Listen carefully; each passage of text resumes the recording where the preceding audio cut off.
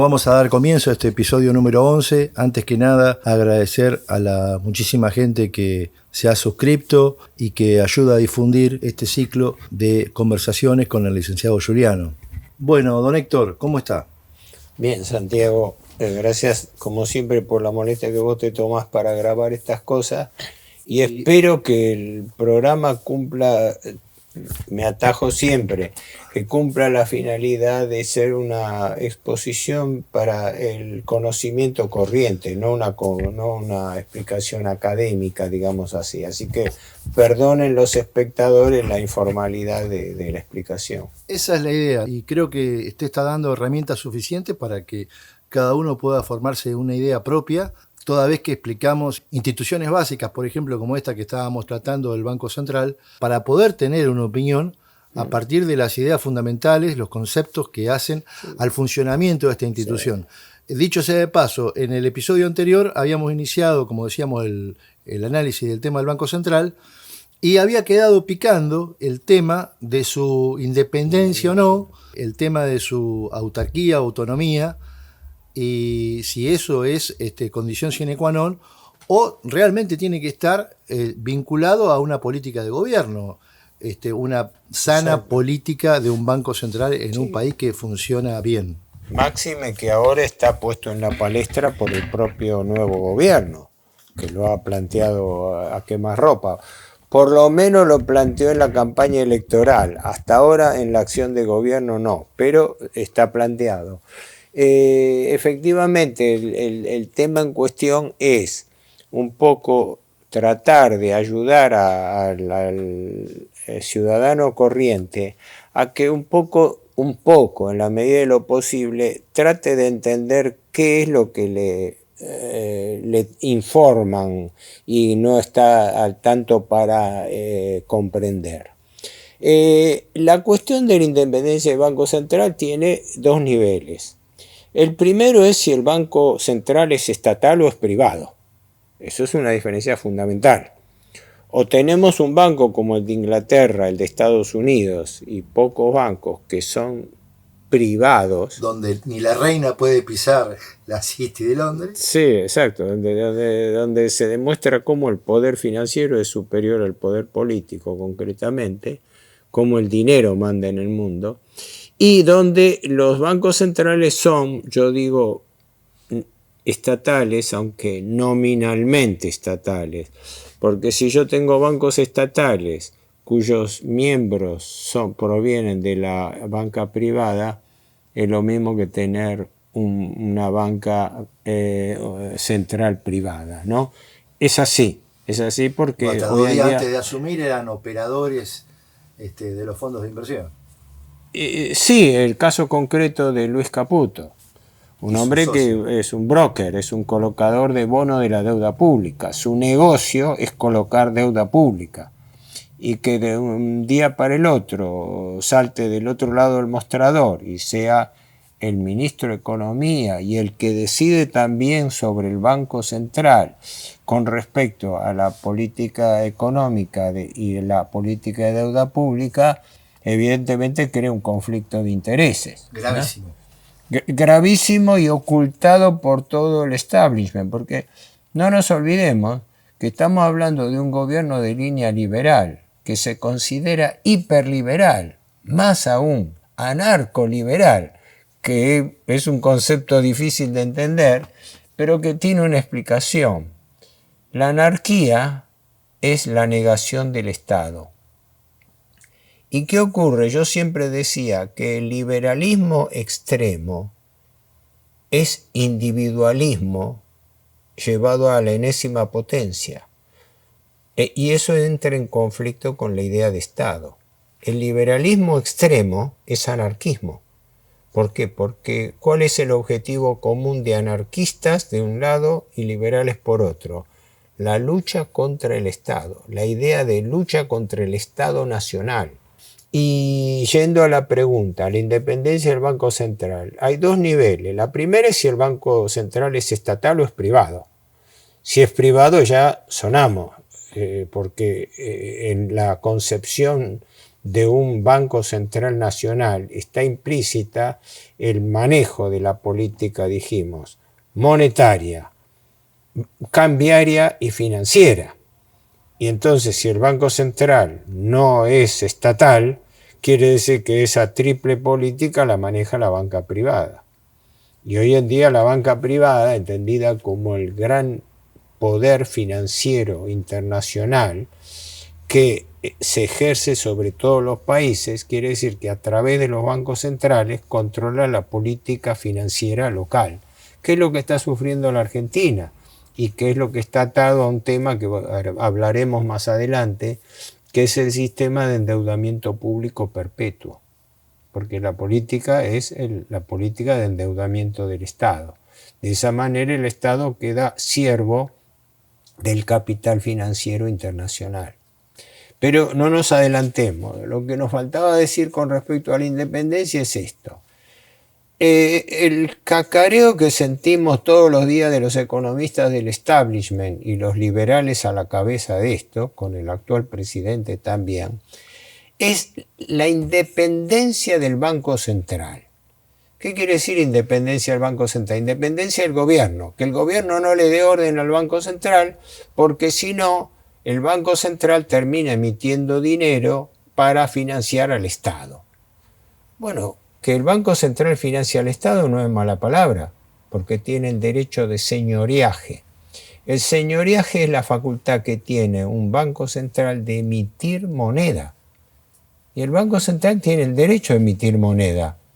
El problema, como explicamos muchas veces, no es la emisión monetaria per se, es el destino de la emisión monetaria, no la emisión monetaria, ¿no? Es decir, supongamos una catástrofe, supongamos una guerra, ¿no? Nos invaden, tenemos que fabricar materiales de guerra, tenemos que alimentar a la población, tenemos que defendernos. Y viene el presidente del Banco Central y dice, no señor, no hay plata. Ah, bueno, entonces nos rendimos. No tenemos plata, no podemos gastar. No, cuando la plata no existe, se fabrica. Literalmente, como hacen todos los países. Todos los países fabrican su dinero. ¿Quién le va a pedir el control a Estados Unidos sobre su dinero? Que ni siquiera es dinero del Estado. Es dinero de la Reserva Federal, que es dinero que emite un banco central privado que le presta al Tesoro. Acá la deuda que tiene el Tesoro con el Banco Central es teóricamente una deuda interestado, pero en realidad, como el Banco Central está endeudado con capitales privados, indirectamente o casi directamente, en definitiva, estar endeudado con el Banco Central es estar endeudado con los fondos de inversión que le prestan al Banco Central, ¿no? Pero no lo confundamos tanto, volvamos al tema independencia del Banco Central. Si el Banco Central se insiste y se cacarea tanto de que no tiene que depender del Poder Ejecutivo, porque entonces el Poder Ejecutivo le impone emitir dinero, le impone las políticas de crédito, le impone la política del Banco Central. Si no depende del Estado, ¿de quién depende? ¿De quién depende? Depende de la internacional del capital financiero que le dicte y le baje sus reglas. Por eso la asociación que se hace con el BIS de Basilea, el Banco de Pagos Internacional de Basilea en Suiza, que es una entidad que reúne a todos los bancos centrales del mundo y que en realidad es más poderosa que el Fondo Monetario Internacional cuando llega el caso, porque es el que regula la actividad bancaria internacional, ¿no? Fue constituido en 1931 para regular el pago de las reparaciones de guerra alemanas de la Primera Guerra Mundial y después se transformó por tradición en ser el banco que administra todos los pagos interestatales que hay en el mundo, ¿no? Pero entonces viene el tema. El primer interrogante para arrancar de lo que hablábamos en el programa anterior era saber por qué el Banco Central tiene que ser independiente. Y ese debate se tiene que dar. ¿Por qué? Porque el Banco Central es custodio y responsable de la emisión monetaria, sí.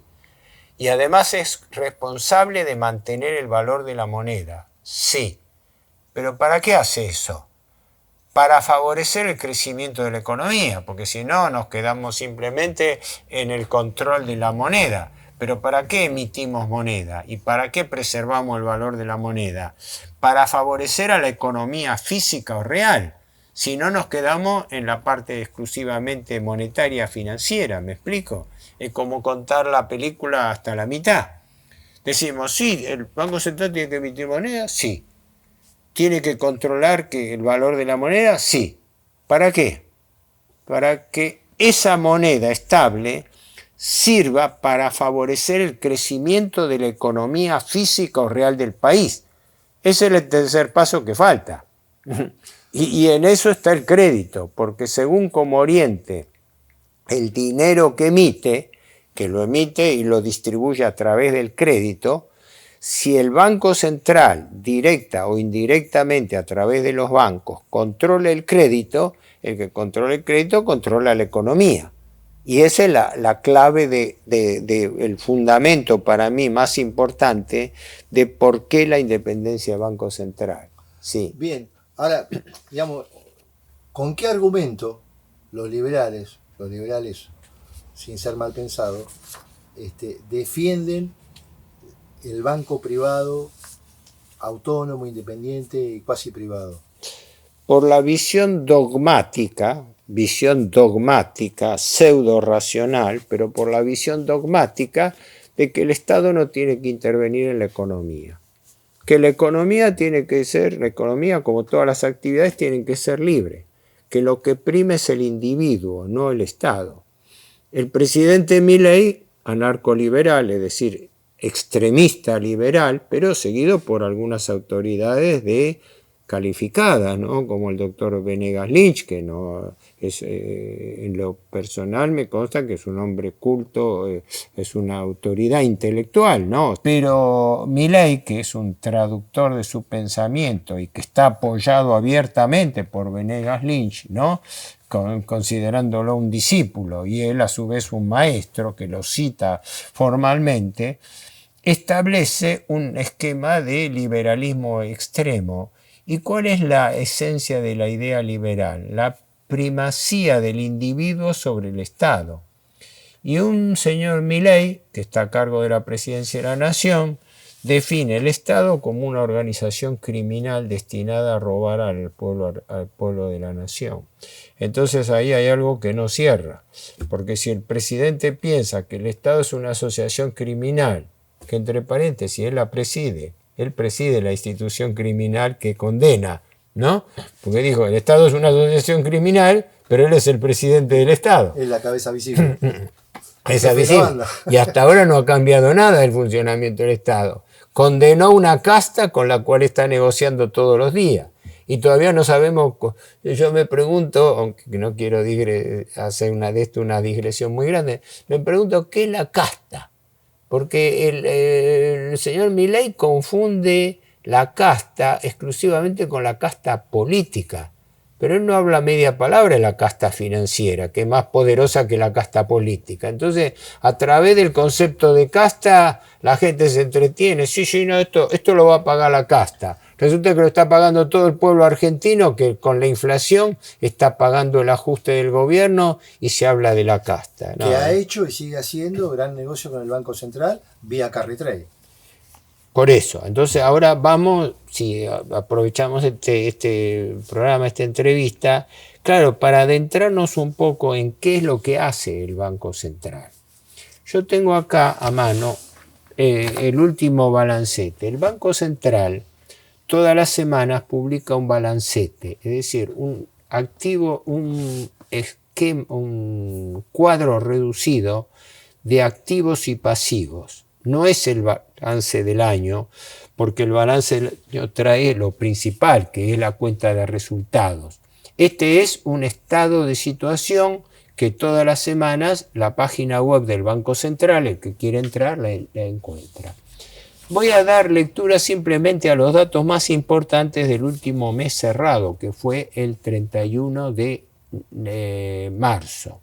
Las cifras han variado un poco, varían todos los meses y estamos por terminar, todavía no tenemos los datos de abril, pero es importante saber qué hay en el activo y qué hay en el pasivo del Banco Central. En el activo, por definición de contabilidad, se registra todo lo que el comerciante, el dueño de la empresa, el titular de la empresa, tiene o le deben. Y en el pasivo, todo lo que debe o le acredita. Entonces, en los bancos el balance varía un poco, pero ¿cuáles son los principales activos? ¿Qué es lo principal que tiene el Banco Central? Lo primero y principal son las reservas internacionales. Al 31 de marzo, que son los últimos datos que tengo, en esta fecha, las reservas internacionales eran de 27.000 millones de dólares. Ahora se están acercando a los 30.000, porque el gobierno está comprando reservas. Se supone que estas reservas son la garantía en moneda extranjera dura, fundamentalmente en dólares, que respaldan los pesos emitidos, lo que está en la base monetaria. ¿El Banco Central compra con emisión? Sí. Quiere decir que cuando un exportador liquida las ventas que hace al exterior, ¿no? Eso tesoro. Trae los dólares y el Banco Central se los compra. Sí. Pero el Banco Central, para comprárselo, imprime los billetes con que se los compra. Quiere decir que el exportador se lleva billetes nuevos a cambio de que el Banco Central se quede con los dólares para reforzar las reservas. No es tan así porque hoy en día no toda la liquidación se hace un 80%, el 20% se lo guarda el exportador, pero la esencia es que las divisas que entran por exportación son compradas por el Banco Central imprimiendo dinero. Ahí está. Cuanto más exportamos, más dinero imprimimos. Ahí está, Héctor, porque mucha gente que defiende este gobierno piensan que esos dólares el Estado o el Banco Central los compra a partir del ahorro del achicamiento del Estado, del cerramiento de la obra pública. Pero lo compran con emisión. Es claro, lo compran con ahorro. Si el gobierno tuviera superávit fiscal, tendría unas compras genuinas, es decir, con lo que si tiene superávit fiscal. Ahora ha tenido superávit fiscal durante este trimestre, efectivamente, una nota excepcional, pero un superávit fiscal pirata, porque bajó el sueldo de la administración pública, bajó el sueldo de los jubilados, que hemos perdido un 40% de la capacidad adquisitiva en un año, bajó el valor de los planes sociales, paralizó obras públicas, hay 2.000 obras públicas paralizadas. Es claro, como le están diciendo de todos lados, es claro, si yo no le pago a los proveedores, tengo superávit. Y en el mes de enero, que lo tomo como referencia porque fue el mes récord, el Banco Central efectivamente tuvo un superávit récord de 2 billones de pesos. Perfecto, es para descorchar champán, ¿verdad?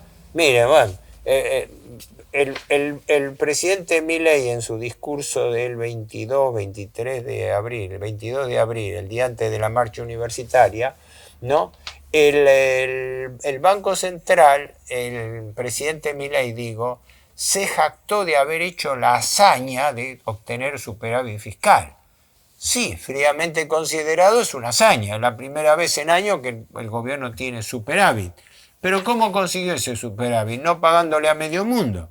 Así somos todos Gardel. Claro, somos todos Gardel. Yo no le pago a mis acreedores. Yo jubilado soy un acreedor del Estado, ¿no? Ahora bien, obtuvo en el mes de enero un superávit fiscal de 2 billones de pesos. Muy bien, obtuvo dinero.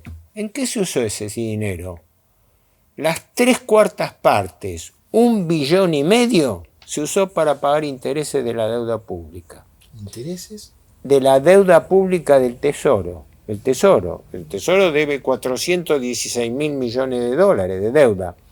Quiere decir que el plan de ajuste... 416.000 millones de dólares. Millones de dólares, ¿no? Y el gobierno Milei, que en un mes, el mes de enero, batió el récord de que tuvo un superávit fiscal en su presupuesto de 2 billones de pesos, 2 billones de pesos, digamos, serían 2.000 millones de dólares, para hacerlo muy redondo, ¿no?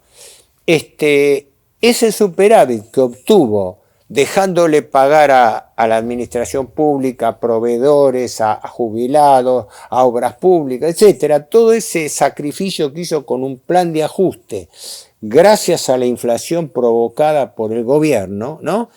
Con ese superávit, ¿a qué lo destinó? A pagar intereses de la deuda pública. Y para eso el Banco Central está imprimiendo 2 billones de pesos por mes para pagar los intereses de su propia deuda, que es separada de la del Tesoro. La de Así LELIC y pases pasivos. Y esa es la deuda que hay por letras de liquidez LELIC, que son a 28 días de plazo y rinden el 110% de interés, y que ahora están suspendidas, pero todavía figuran en el balance del Banco Central, y pases pasivos, que son préstamos a un día de plazo que estaban devengando primero el 100, el 80, ahora bajaron al 70 y al 60%, porque el Estado está bajando la tasa de interés que paga el Banco Central por su deuda. Pero esos diarios, digamos que acumulado por anatocismo, ¿cuánto da anualmente el pase Claro, pasivo? una tasa de interés nominal del 70%, que estaba pagando hasta ahora bajó a 60% hace poco, del 70% nominal equivale a una tasa efectiva de 101%. Anual. Aclaremos para los espectadores, la diferencia es esto, o lo mismo que un plazo fijo. Si uno pone un plazo fijo a 30 días o a un año y lo saca tanto por ciento según la tasa que esté vigente, ahora 50, 60%, ¿no? Pero si los intereses que recogió en ese periodo no los retira, sino que los capitaliza, los aumenta, es decir, yo puse un plazo fijo de 100, por intereses se me fue a 110, yo no retiro los intereses, sino que el monto 110 lo vuelvo a colocar, quiere decir que lo que vuelvo a conseguir de intereses es interés sobre el capital y sobre los intereses, que es el anatocismo. Exacto. El anatocismo es interés sobre los intereses. Entonces mi tasa efectiva, la que realmente yo percibo, es mayor. Entonces una tasa nominal del 70% equivale a una efectiva de 101%. Claro. 101% quiere decir que vos en un año ganás de intereses tanto como el capital invertido. Yo soy BlackRock, vengo con 1.000 millones de dólares y al año me llevo 2.000 millones de dólares con el dólar pisado. Claro. Ahí juega el tema de cómo el tipo de cambio favorece o no el carry trade, la bicicleta financiera de quien viene con moneda extranjera. Exacto. Claro, recupero los 1.000 que traje, más 1.000 de ganancia, me llevo 2.000. Claro, el carry trade o bicicleta financiera es, como ya casi todo el mundo sabe, es el negocio que hacen los grandes fondos de inversión del capital financiero internacional, donde traen una masa de dinero, pongamos 1.000 millones de dólares, lo convierten a pesos. Esos pesos los colocan en bancos y con esa plata los bancos compran LELIC del Banco Central, pases pasivos del Banco Central o títulos de la deuda pública del Tesoro. Acordémonos que el Tesoro es una cosa y el Banco Central es otra. Quien quiere profundizar, que vea nuevamente el episodio número 6, donde tratamos específicamente es claro, en el 6. Lo hemos tocado, lo que es el carry trade, que se sigue produciendo. Entonces la clave para el carry trade, ¿cuál es?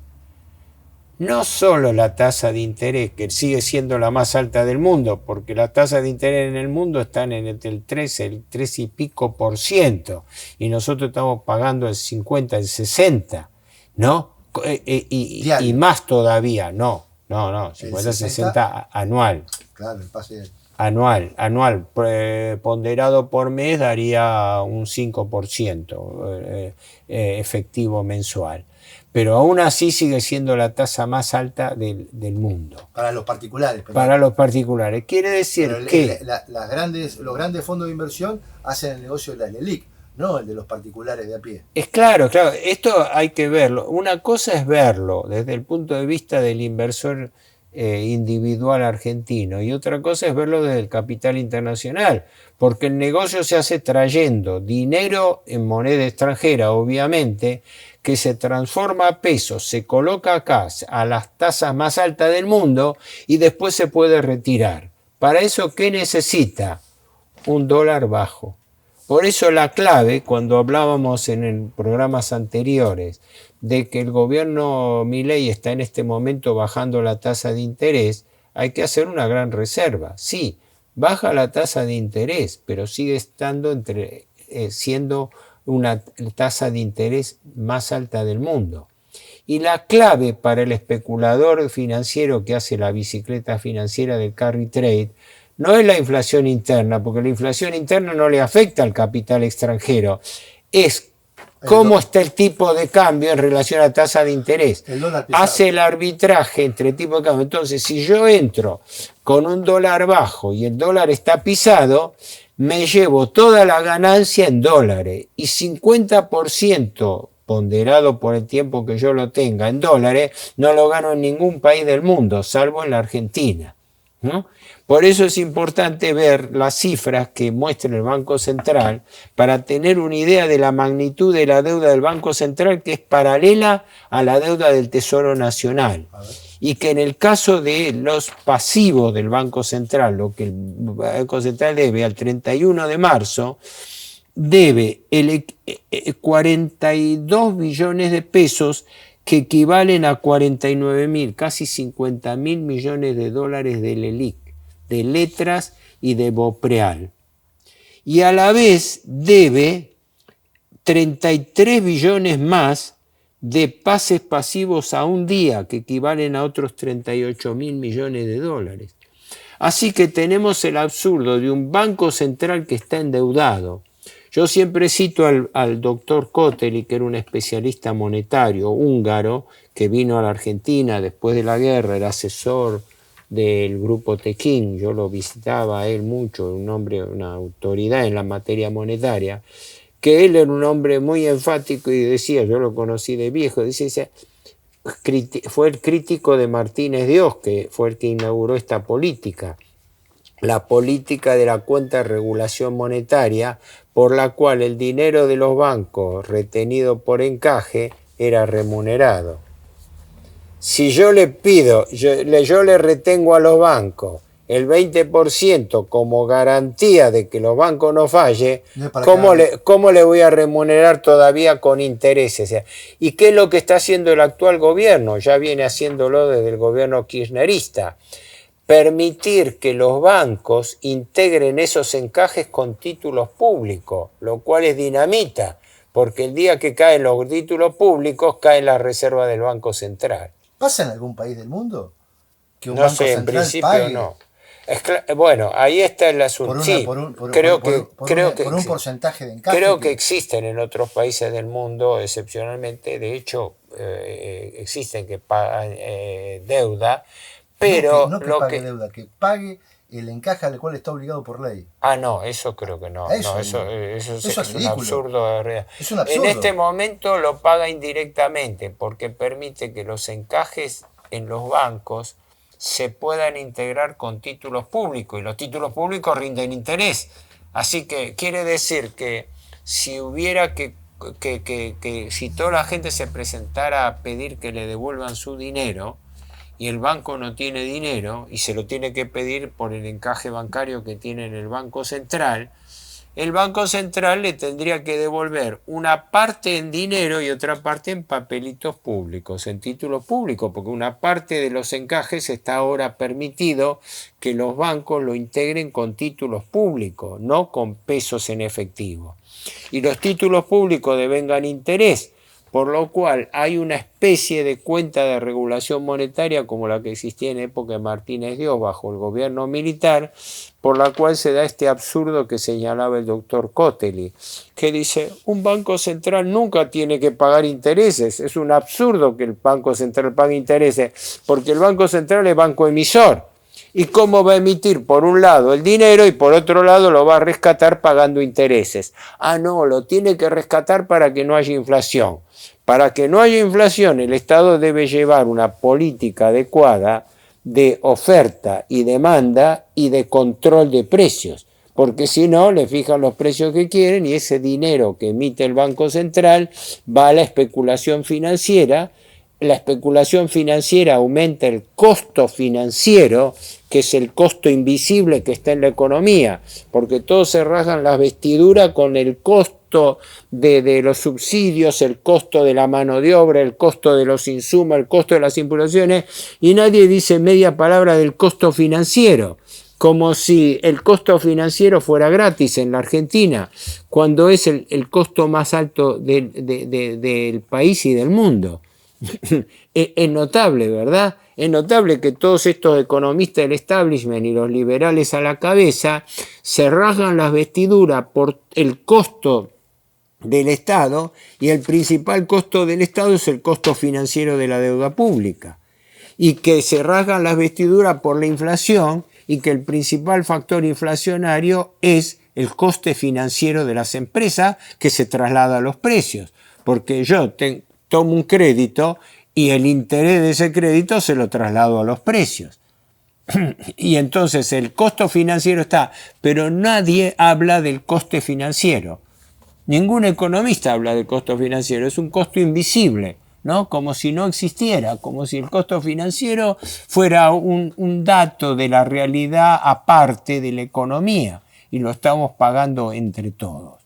Esto es para dar brevemente una idea de qué está pasando con la operatoria del Banco Central, porque entonces tenemos un Banco Central que no cumple debidamente su función, no por ser Banco Central, sino por estar siendo utilizado para sostener el pago de la deuda pública y del costo financiero que está detrás de la deuda pública y que se transmite a toda la economía. Entonces estamos en el famoso problema del principio, de que el principal problema de la Argentina es financiero, no es económico. Argentina es un país donde está todo por hacer, pero ¿qué ocurre si tenemos un banco central que tiene que emitir moneda y resulta que más que emitir moneda o está emitiendo moneda para pagar intereses del endeudamiento del Banco Central? Estamos frente a un absurdo. Tenemos un Banco Central que paga intereses por el endeudamiento del propio Banco Central. Amén que ayuda al Tesoro, ¿para qué? Para que el Tesoro pague intereses de la deuda. O sea, vivimos para pagar la deuda. Es un oxímoron. Es un contrasentido absoluto. Sí. No puede ser y lo más notable es que los gobiernos, y este gobierno en particular que dice que viene a cambiar la situación, no solamente no las cambia, sino que las institucionaliza. Porque ¿cuál es el objetivo cuál sería el resultado del éxito de esta política? ¿Para qué se hace esto?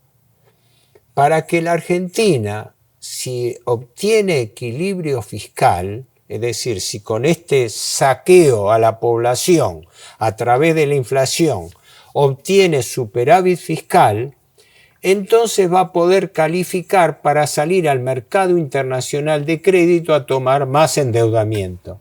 O sea, estamos haciendo un ajuste brutal para pagar intereses, y pagando los intereses entonces nos van a dar el premio de que nos van a prestar más dinero que no vamos a poder pagar, pero sí vamos a tener que pagar más intereses. Una bola de nieve interminable. Que esto explica el funcionamiento de la deuda externa desde hace más de 40 años, don Héctor. Por eso me pareció adecuado esto de empezar hablando del dinero, seguir hablando de los bancos, para después entrar en el nudo de la cuestión, que es ¿qué es la deuda? ¿Por qué estamos endeudados? ¿Para qué estamos endeudados? ¿Y cómo estamos atados a una trampa de endeudamiento perpetuo? ¿Y cómo es que vivimos para pagar deuda? y cómo es que por pagar deuda no nos podemos desarrollar. Exacto. Don Héctor, millón de gracias. No, Ya gracias. vamos a entrar en esto de discriminar todos los tipos de deuda que padece el pueblo argentino y que El ocultamiento el del coste ocultamiento. financiero, el ocultamiento del costo que tiene el precio del dinero en la economía en su conjunto, de la cual ningún economista habla, porque ningún economista habla del costo financiero, ¿verdad? De eso no se habla, no, de eso se comenta, se da un dato hoy, se da un dato mañana, pero siempre todas las complicidades y todas las corrupciones vienen por el ocultamiento de la información, por la intransparencia de la información pública, porque a estos datos no se puede acceder normalmente. Tal cual. Pero bueno, la gente tiene la suerte de poder escucharlo por este canal y ojalá que Espero nos ayude a difundirlo. Héctor, temas. gracias y nos estamos viendo la semana que viene. Estamos al habla, gracias.